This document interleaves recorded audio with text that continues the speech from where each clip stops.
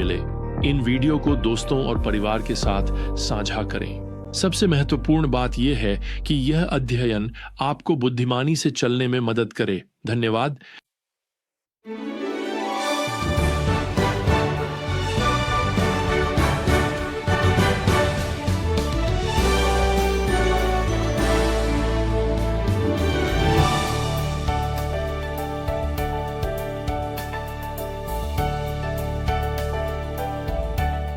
मैंने यह कहते सुना है कि जीवन में आपकी प्रभावशीलता इस बात पर निर्भर करती है कि आप बच्चों के प्रति कितने कोमल हैं, बुजुर्गों के प्रति कितने सहानुभूतिपूर्ण हैं, वंचितों के प्रति कितने संवेदनशील हैं और कमजोरों के प्रति कितने धैर्यवान हैं। यह याद रखते हुए कि अपने जीवन के किसी न किसी मोड़ पर आप इन सभी में से एक रहे होंगे।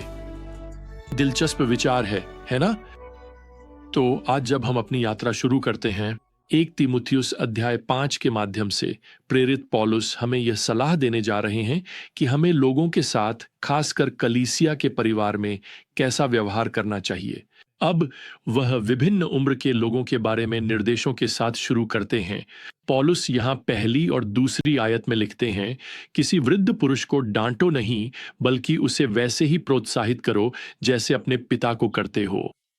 युवकों को भाइयों के समान, वृद्ध महिलाओं को माताओं के समान और युवतियों को बहनों के समान समझो, पूरी पवित्रता के साथ। तो तीमुथियुस जैसे एक युवा पास्टर के लिए यह महत्वपूर्ण था कि वह कलीसिया के वृद्ध पुरुषों के साथ सम्मानपूर्वक व्यवहार करे। अब इसका यह मतलब नहीं है कि वृद्ध पुरुषों को सुधारा नहीं जा सकता, लेकिन यहाँ जो डांटना शब्द है वह एक अपमानजनक और असभ्य रवैये की ओर इशारा करता है। आप देखेंगे कि पौलुस यहाँ तीमुथियुस से कहते हैं कि वृद्ध पुरुषों के साथ वैसे ही व्यवहार करो जैसे वह अपने पिता के साथ करता।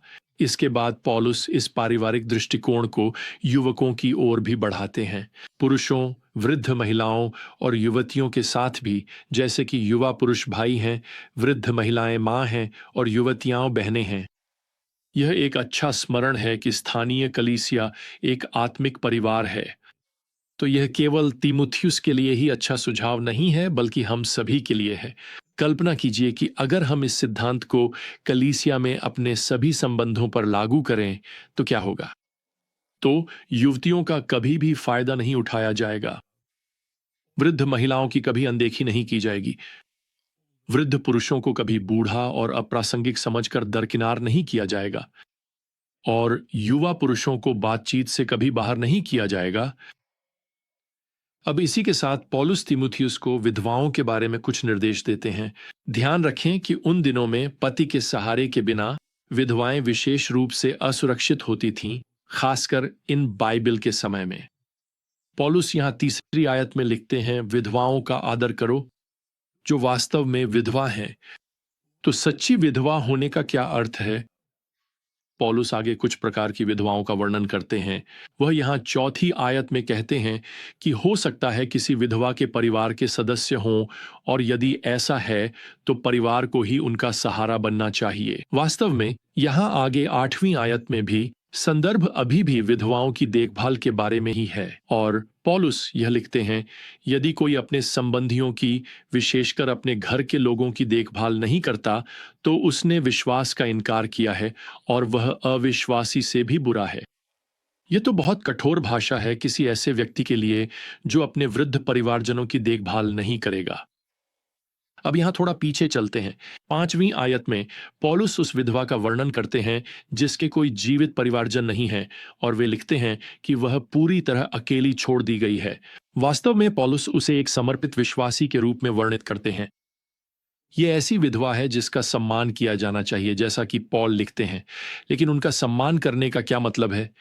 खैर, कविता 9 हमें एक सुराग प्रदान करता है। पौलुस इन विधवाओं के नामांकित होने का उल्लेख करता है, अर्थात उन्हें किसी प्रकार की भूमिका सौंपी गई थी। अब इस भूमिका में स्पष्टतः उन धर्मपरायण विधवाओं के नाम शामिल थे जो कलीसिया में थीं और जिन्हें सहायता की जरूरत थी। आयत 9 और 10 में पौलुस विधवा को इस सूची में जोड़े जाने के लिए आवश्यकताओं को और जोड़ते हैं। वह लिखते हैं कि उसकी उम्र कम से कम 60 वर्ष होनी चाहिए, जिसका अर्थ है कि उसके फिर से विवाह करने की संभावना कम है। लेकिन अपने पहले विवाह में पौलुस कहते हैं उसे अपने पति की प्रति एक विश्वासी पत्नी के रूप में जाना जाना चाहिए था। पौलुस यहाँ आयत 9 में जोड़ते हैं कि उसके अच्छे कार्यों के लिए भी एक प्रतिष्ठा होनी चाहिए, जिसमें अपने बच्चों को प्रभु की जानकारी में पालना भी शामिल है। अब इसके साथ ही पौलुस यहाँ आयत 11 में विधवाओं के एक युवा समूह का उल्लेख करते हैं जिन्हें इस सूची में नहीं रखा जाना चाहिए। पहला कारण, जैसा कि वे यहाँ कहते हैं, यह है कि उनके फिर से विवाह करने की संभावना अधिक है। दूसरा कारण यह है कि कलीसिया को देखना चाहिए कि वे विश्वास से भटक तो नहीं जाती और शायद किसी अविश्वासी से विवाह कर लेती हैं। और अंत में पौलुस यहाँ चेतावनी देते हैं कि यदि युवा विधवाओं को कलीसिया द्वारा सहायता दी जाती है तो वे आलसी और निष्क्रिय होने के लिए प्रलोभित हो सकती हैं। इसलिए पौलुस की सलाह यहाँ वास्तव में यह है कि युवा विधवाएं पुनर्विवाह का स्वागत करें। वे आयत 14 में लिखते हैं, मैं चाहता हूं कि युवा विधवाएं विवाह करें, बच्चे पैदा करें, अपने घरों का प्रबंधन करें और विरोधी को निंदा करने का कोई अवसर न दें। अब स्पष्ट है कि पौलुस यहां विधवाओं के हर संभव परिदृश्य को कवर नहीं कर रहे हैं, लेकिन यहाँ जो सिद्धांत हम देख सकते हैं वह यह है कि कलीसिया को उन धर्मपरायण विधवाओं का ध्यान रखना चाहिए जिनकी ज़रूरतें महत्वपूर्ण हैं और जिनकी मदद के लिए परिवार नहीं है। आज इसमें परिवहन की सुविधा भी शामिल हो सकती है। इसमें घर के आसपास मरम्मत का काम भी शामिल हो सकता है। देखिए, आप इन वृद्ध विधवाओं के साथ वैसा ही व्यवहार कर रहे हैं जैसा आप अपनी मां के साथ करते। अब पौलुस कलीसिया के नेताओं के बारे में कुछ निर्देश देते हैं। वे यहाँ 17वीं आयत में लिखते हैं, जो प्राचीन लोग अच्छी तरह से अगुवाई करते हैं वे दोहरे सम्मान के योग्य समझे जाएं, विशेषकर वे जो प्रचार और शिक्षा में परिश्रम करते हैं। अब यहाँ सम्मान शब्द का अर्थ या तो आदर हो सकता है या फिर आर्थिक पारिश्रमिक। संदर्भ हमेशा अर्थ को निर्धारित करता है। खैर, 18वीं आयत संदर्भ को स्पष्ट करती है। पौलुस लिखते हैं, मजदूर अपनी मजदूरी का हकदार है। अब कुछ प्राचीन लोग कलीसिया में स्वयंसेवी नेताओं के रूप में सेवा कर सकते हैं। वे सम्मान और आदर के योग्य हैं, लेकिन वे प्राचीन जो स्वयं को कलीसिया को तैयार करने में समर्पित करते हैं, पौलुस विशेष रूप से उनके प्रचार और शिक्षा के सेवा कार्य का उल्लेख करते हैं, वे योग्य हैं दोहरे सम्मान के, अर्थात उन्हें आदर भी मिले और आर्थिक पारिश्रमिक भी। देखिए, पौलुस यहाँ कलीसिया युग के इस प्रावधान के लिए कुछ बिल्कुल नया आधार तैयार कर रहे हैं। और वह नया क्या है? वह है एक पेशेवर पास्टर शिक्षक जिसकी जीवन और सेवा का कार्य झुंड की देखभाल करना, शिक्षा देना और कलीसिया के शरीर को तैयार करना है। और कलीसिया परिवार के लिए यहाँ सिद्धांत यह है कि उसे जितना कम हो सके उतना वेतन न दें, बल्कि उन्हें जितना अधिक हो सके उतना वेतन दें। अब प्राचीनों की बात करते हुए पौलुस प्राचीन के विरुद्ध आरोप लगाने के विषय में चेतावनी देते हैं। वे यहाँ 19वीं आयत में लिखते हैं, किसी प्राचीन के विरुद्ध आरोप को स्वीकार न करो जब तक कि 2 या 3 गवाहों के प्रमाण न हो। अब इसके कारण स्पष्ट हैं। एक झूठा आरोप कलीसिया को नुकसान पहुंचा सकता है। यह एक पास्टर की प्रतिष्ठा को बर्बाद कर सकता है, भले ही वह सच न हो।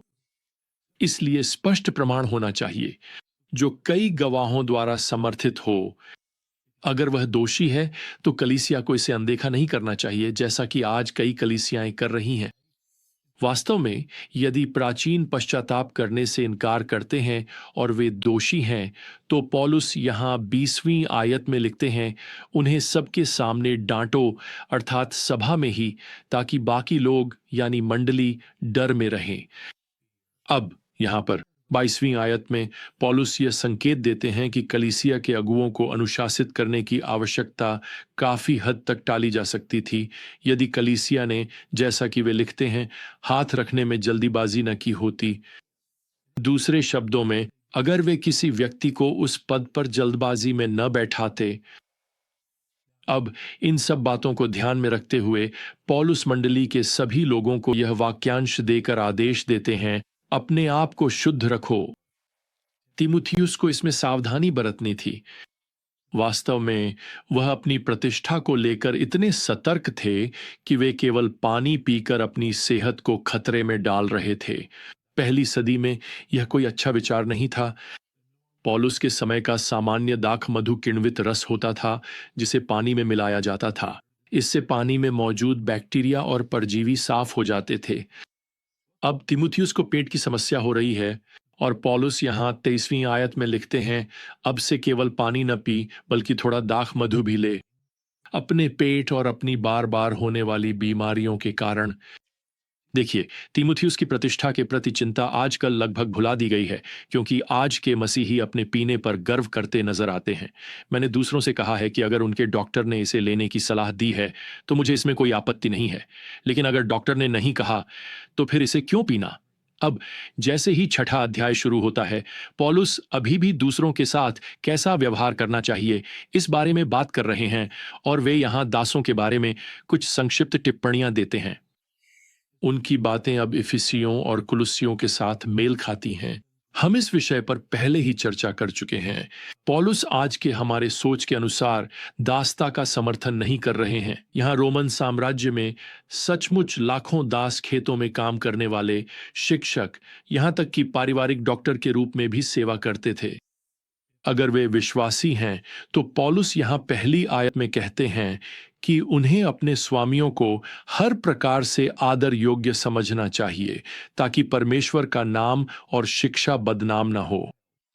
पौलुस यहाँ तक जोड़ते हैं कि जिन सेवकों के स्वामी मसीही हैं, उन्हें परिवार के सदस्य की तरह मानना चाहिए, यह समझते हुए कि उनकी सेवा उन स्वामियों के लिए लाभकारी है जो मसीह में वास्तव में उनके भाई हैं। तो अब सवाल यह है, क्या आप आज अपनी दुनिया में एक अच्छी गवाही विकसित करना चाहते हैं? तो यह सब इस बात पर निर्भर करता है कि आप बच्चों के प्रति कितने कोमल हैं, बुजुर्गों के प्रति कितने दयालु हैं, वंचितों के प्रति कितने सहानुभूतिशील हैं, कमजोरों के प्रति कितने धैर्यवान हैं, यह याद रखते हुए कि आपके जीवन में किसी न किसी समय आप इन सभी में से एक होंगे। तो जब तक हम फिर से यात्रा पर न निकलें, प्रियजनों, प्रभु यीशु मसीह का अनुग्रह, परमेश्वर का प्रेम और पवित्र आत्मा की संगति आप सभी के साथ बनी रहे। आमीन।